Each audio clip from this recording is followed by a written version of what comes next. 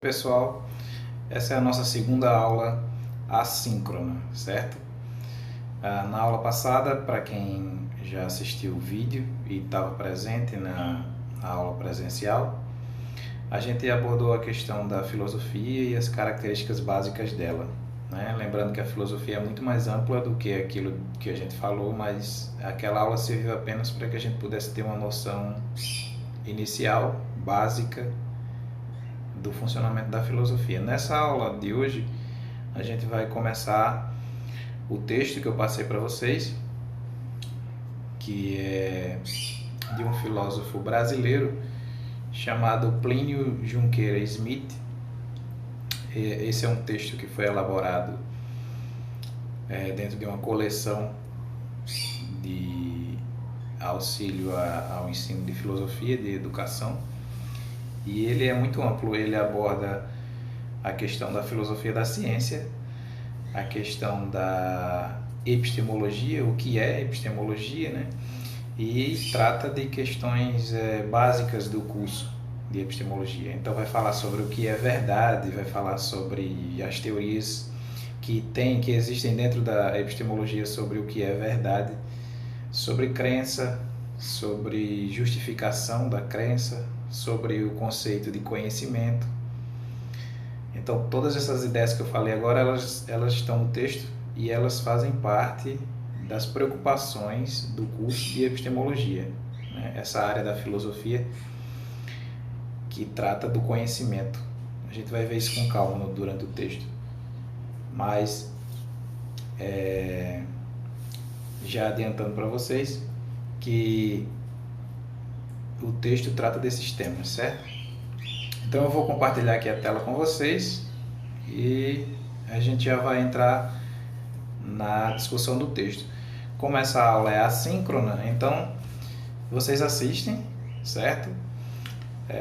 A ideia é que vocês leiam com atenção e na nossa próxima aula vocês tragam, que vai ser ao vivo, vocês tragam as dúvidas de vocês, tá? Esse é o momento em que eu vou expor o texto e vou detalhando e explicando da melhor maneira que eu puder, e vocês vão, ao assistirem, vocês, caso fiquem com alguma dúvida, não compreendam qualquer parte do texto, quando lerem ou quando estiverem assistindo a minha explicação, vocês podem trazer essas dúvidas na próxima aula, tá? Na próxima aula a gente vai fazer sempre assim, as aulas gravadas, né, as assíncronas gravadas, vocês vão assistir, vão tentar entender e vão, caso não compreendam, vocês vão guardar essas dúvidas e nos nossos encontros síncronos, ao vivo, vocês trazem essas dúvidas, tá? E aí a gente discute e eu tento elucidar as dúvidas de vocês. Então eu vou compartilhar, a gente já vai iniciar a leitura do texto do Plínio Junqueira Smith sobre teoria do conhecimento ou epistemologia. Bom, pessoal, é o seguinte, a epistemologia ela tem outras formas de ser nomeada. Por exemplo, a gente pode chamar a epistemologia de teoria do conhecimento. Então o nome do texto aqui do Plínio é Teoria do Conhecimento e Filosofia da Ciência. Conhecimento como crença verdadeira, justificada. Esses três elementos aqui são aqueles que eu estava falando lá no início e vão ser fundamentais para a gente entender o que é a teoria do conhecimento, a filosofia da ciência ou a epistemologia, que no fim são a mesma coisa, tá? Veja aqui o título, Teoria do Conhecimento, Filosofia da Ciência, são a mesma coisa, tá? Dependendo do ponto de vista. E epistemologia, a nossa disciplina é epistemologia. No SUAP, no sistema tá assim, epistemologia das ciências, tá? Então esses nomes aqui, eles designam a mesma coisa. Então vamos começar. Bom, é o seguinte, aqui eu já falei que é um filósofo brasileiro. Esse texto foi escolhido por mim porque ele traz de maneira muito ampla, assim, resumida, muitas das questões da epistemologia. Então, já que é uma introdução nesse início de curso, ele serve bem para isso. Então ele começa assim: apresentação do tema e de sua pertinência. O conhecimento científico, sobretudo a partir do século XVII, mudou radicalmente nossa concepção do mundo. Durante muito tempo, o homem supôs estar no centro de um mundo finito e relativamente pequeno. Mas o avanço da física e da astronomia deu-nos consciência da vastidão do universo e do rincão remoto em que se localiza o planeta Terra. Além disso, o homem supunha ser uma criatura de pouco mais de 4.000 anos, que não havia evoluído historicamente, que não pertencia integralmente à natureza e que esta tinha sido feita para ele. Mas o desenvolvimento da biologia e da genética permitiu entender a evolução da vida, bem como a seleção e transmissão das características das espécies, o que nos possibilitou entender melhor nossa origem e lugar no mundo natural. A antropologia e a história também nos ajudaram a dimensionar melhor nossa sociedade no contexto das formas humanas de vida, e a psicanálise mostrou de maneira ainda mais evidente a complexidade de nossas vidas mentais e a fragilidade do controle que temos sobre nós mesmos. Tá, então vamos aqui às ideias principais desse parágrafo. Seguinte, ele começa com uma análise da ciência, tá? Uma análise histórica e do valor da ciência. Veja, ele está introduzindo aqui, está falando sobre como era no passado e de que modo a gente pode pensar a ciência, a valoração da ciência, qual o valor da ciência para nós e as mudanças que ocorreram. Então, a partir do século XVII, vários filósofos aqui, né? Temos o René Descartes, temos o Francis Bacon e outros filósofos que vão falar muito da ciência e que vão mudar o modo como se entendia a ciência antes. Depois desses filósofos, a gente tem uma nova perspectiva sobre a ciência, tá? Então, por isso que ele coloca aqui, a partir do século XVII. Aqui, ó, o homem supôs que era o centro do mundo, e esse mundo ele era finito e pequeno. Mas o avanço da física e da astronomia deu-nos consciência da vastidão do universo. Ou seja, quando você observa as ideias da ciência, você percebe que no passado antigo, desde os gregos antigos, Aristóteles, você tem uma visão do universo, mas essa visão do universo, ela era, digamos assim, limitada. Os homens não tinham uma concepção que nós temos hoje de que o universo é infinito, de que o universo é muito, muito extenso, de que o planeta Terra é um planeta entre uma miríade de outros planetas. Nada disso era concebido pelo pensamento antigo, né? Os seres humanos entendiam como algo pequeno e como algo finito, ou seja, o universo tem um limite, ele acaba, né? Veja que a gente está falando aqui da ciência antiga, né? Então a gente não tem, por exemplo, o surgimento de Galileu Galilei, a gente não tem o surgimento antes de Galileu, né, de Kepler, a gente não tem Newton na física, nenhum desses grandes cientistas, que eles só vão surgir depois do século XVII, pessoal, tá? Então, então a ciência ela tinha uma carência nesse sentido de um conhecimento mais profundo sobre a realidade. Então, a gente não tinha, depois a gente vai falar talvez um pouco melhor disso, a ciência não tinha ainda introduzido dentro do seu conhecimento o estudo e as técnicas e também todo o aparato tecnológico que só vai surgir depois. Não existia nada desses aparatos tecnológicos como o binóculo, já existia a luneta na antiguidade, mas não existia o microscópio, não existia o que Galileu observava o universo. Então, essa tecnologia que vai surgir depois, ela vai auxiliar o homem a perceber a vastidão do universo, como ele usa aqui, ó, a palavra. Ele começa a ter consciência da vastidão. Telescópio, essa palavra que eu estava procurando, que o Galileu usava. Então o telescópio é um produto que só vai surgir com o surgimento da tecnologia. E como é esse surgimento da tecnologia? Já é uma reviravolta do conhecimento quando ele introduz a matemática dentro da física e ele começa a estudar a natureza com um olhar matemático. E aí você tem toda a história da ciência nesse sentido aí. Mas antes disso, o que eu quero frisar para vocês é isso aqui, ó. Antes disso, o homem observava o universo e ele não tinha esse aparato tecnológico. Então ele concebia o mundo de uma maneira pequena e de uma maneira finita. Gravem isso, tá? O homem supunha ser uma criatura de pouco mais de 4.000 anos. Né? Então, se você pega isso que eu falei, essa ideia de que não há esse conhecimento científico tecnológico que vá produzir melhores resultados para entender o homem, a história do homem, era natural que o homem olhasse para si mesmo e pensasse que a sua existência no planeta Terra não fosse muito extensa.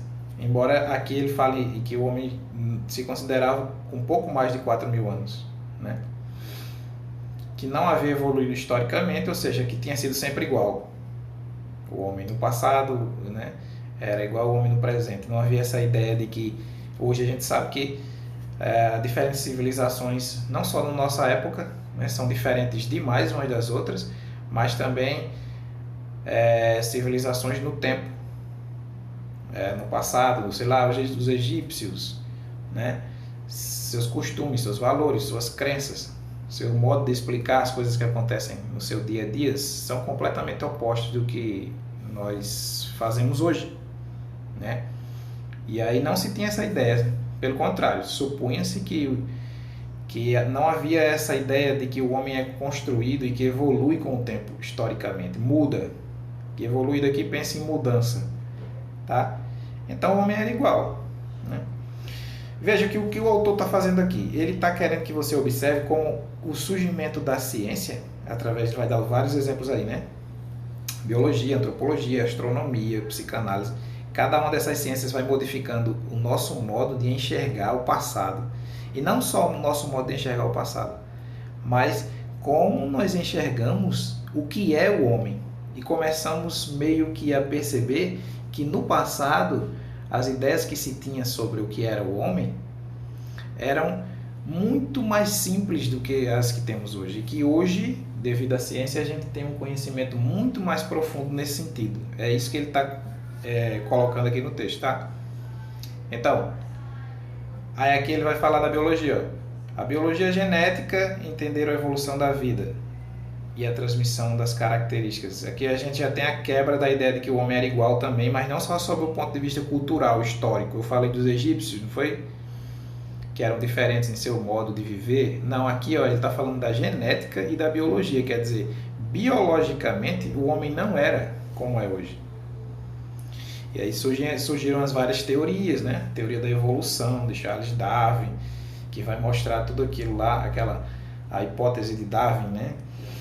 Do evolucionismo, e vai mostrar, essas coisas, pessoal, elas vão atingindo a nossa consciência e vão retirando dela uma série de ideias que se tinha sobre o homem, que a gente achava que era de tal maneira, começa a entender que não é. Então, vá percebendo que isso cria um abalo, uma crise no homem, certo? É como você ter uma certeza de uma coisa e algo chega e lhe questiona. Pois bem, ele está analisando nesse sentido a evolução da ciência, o surgimento da ciência, as descobertas da ciência vão fazendo com que esse homem comece a perceber que tinha muitas e muitas coisas que ele não sabia e que ele entendia de maneira errada, tá? Aqui. A antropologia e a história nos ajudaram a dimensionar nossa sociedade no contexto das formas humanas. E a psicanálise mostrou de maneira ainda mais evidente a complexidade de nossas vidas mentais e a fragilidade do controle que temos. Aqui, pessoal, vamos focar um pouco nesse ponto.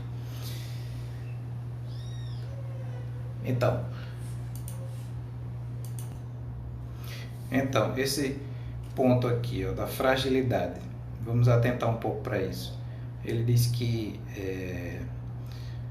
os conhecimentos que a psicanálise nos trouxeram nos revelaram a complexidade da vida mental humana, mas aí também essa parte aí que eu quero chamar a atenção, da fragilidade do controle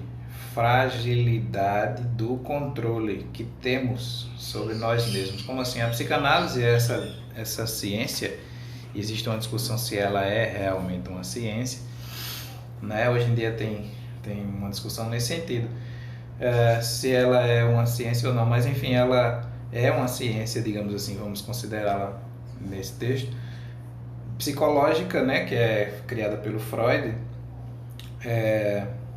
o Sigmund Freud.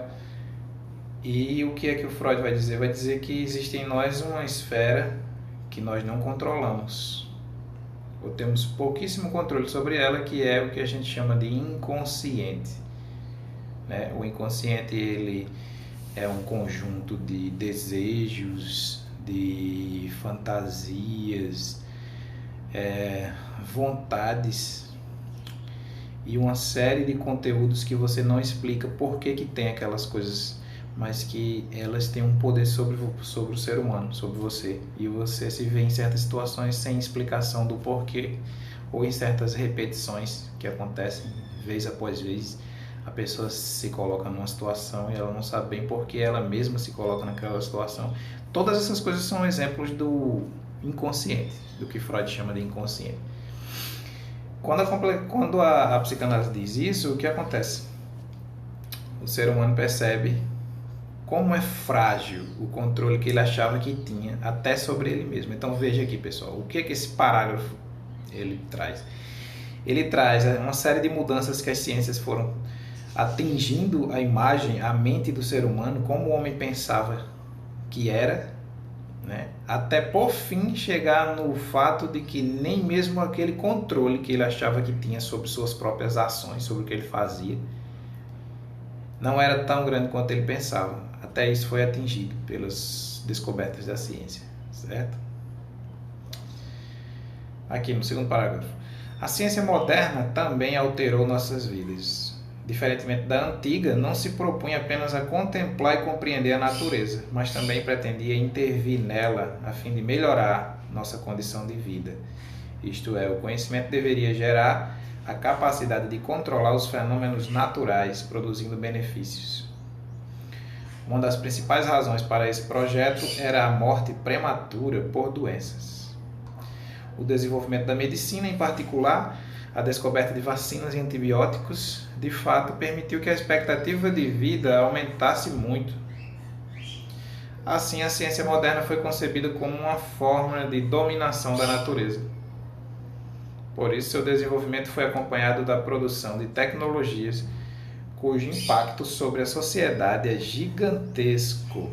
Basta pensar no uso de computadores, da internet e o que a eletricidade, de um modo geral, nos permitiu fazer, como preservar alimentos na geladeira e toda a vida noturna com sua iluminação artificial. Não é exagero dizer que praticamente tudo o que fazemos depende, grava essa palavrinha, depende de produtos tecnológicos e científicos, né? Então, ora, é só pensar no que a gente está fazendo agora. A gente está tendo aula, assistindo aula, né, nesse novo formato. E se não houvesse a tecnologia, não haveria como a gente fazer isso. Então, veja bem, aqui ele dá uma diferença. A ciência moderna, ela é diferente do que ele chama aqui de a ciência antiga, tá? Por quê? Porque a ciência antiga, ela, o que é que ela, como era compreendida a ciência antiga? Era uma contemplação e uma compreensão da natureza, tá? A ciência moderna, ela é diferente por quê? Porque ela não quer só entender a natureza, ela não quer só observar a natureza, ela quer intervir, ou seja, mexer nela. Para quê? Para melhorar a vida do ser humano. Então tem essa ideia a partir do século XVII, com os filósofos, né? René Descartes vai dizer isso claramente num livro dele chamado Discurso do Método, e também no outro livro, Meditações Metafísicas, em que a preocupação principal de Descartes é dar uma justificação para a ciência e dizer que a ciência ela é sim algo realmente grandioso, maravilhoso, que vai solucionar os problemas do homem e vai dar ao homem uma existência melhor, livrando ele de uma série de problemas. Vai melhorar a condição de vida. Tá? Como? Controlando os fenômenos e produzindo benefícios. É assim que a ciência vai melhorar, na ideia desses filósofos aí. Aí tem aqui, a gente sabe, né, que no passado a expectativa de vida não era como é a de hoje, né? Você tem a morte prematura por doenças, né? E aí você tem a medicina, a vacina, antibióticos, e aí você tem o quê? O aumento da expectativa de vida. Então você tem a mudança do modo de viver a partir dos produtos que a ciência pôde fornecer ao ser humano. Essa foi o que a ciência moderna fez para o homem. Então, aí você tem aqui uma série de tecnologias foram criadas, né? Como essa que a gente está usando agora, né? Embora no passado, aí a gente pode pensar na evolução da tecnologia até chegar onde nós estamos, né? E aí o impacto que isso causou na sociedade é gigantesco. E ele dá uma série de exemplos aqui, né? E aí ele termina o parágrafo dizendo: não é exagero dizer que praticamente tudo o que fazemos depende de produtos tecnológicos. Essa primeira parte, ela é uma introdução que o autor faz à ciência e à história da ciência, no sentido das mudanças que a ciência causou na sociedade, certo? A partir desse próximo parágrafo, a gente vai ter uma reflexão mais crítica. Porque até aqui parece que o projeto dos filósofos lá do século XVII deu certo.